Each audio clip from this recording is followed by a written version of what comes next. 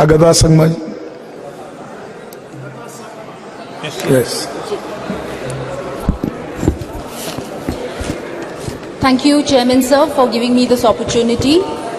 First of all, I would like to congratulate and extend my gratitude to the current government and our Honorable Prime Minister Modi ji, for bringing about this historic constitutional amendment bill for the women's reservation in Parliament and the legislative assemblies.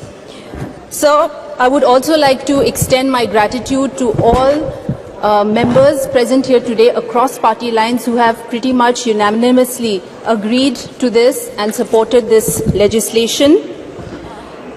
So we know that while more and more women across the world are being elected to the Parliament, legislatures and other decision-making bodies, these spaces remain predominantly dominated by men. Women face several challenges entering elected offices because of discriminating social and cultural beliefs regarding a woman's role in society, traditional forms of Indian society, and restricted access to resources, especially education and political access. So here I would like to, give an example of a paragraph from Ram Guha's book, India After Gandhi, where he narrates the story about the first Constituent Assembly, where in the northern India, a lot of women chose to get their names registered as so-and-so's mother or daughter as opposed to their own names.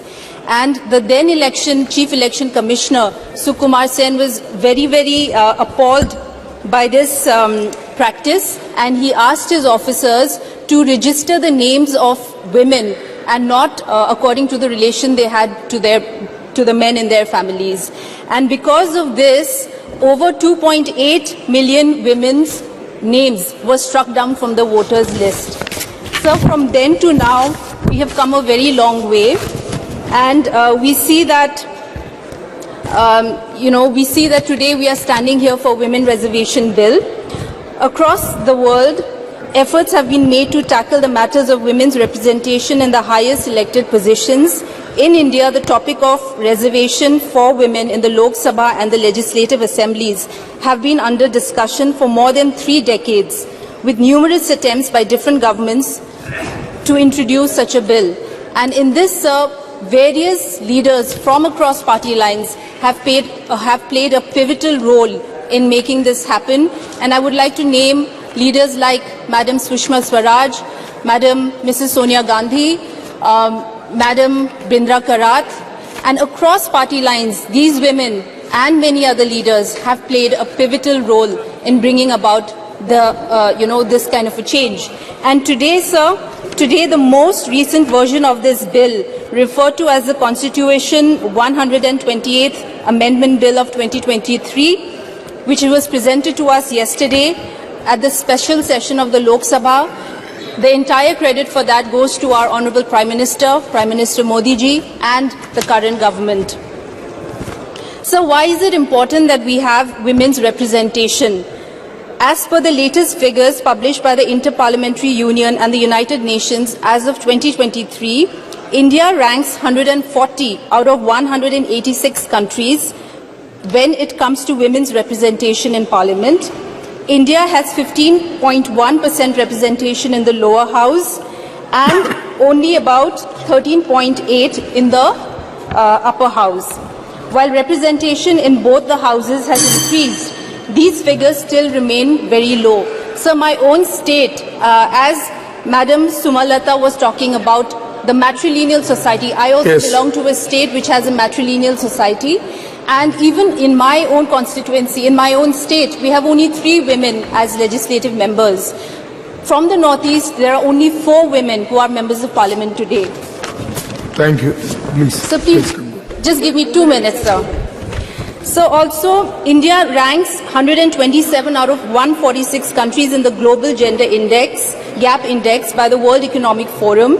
The index evaluates women's participation in 4 spheres: economic participation and opportunity, educational attainment, health and survival, and political empowerment.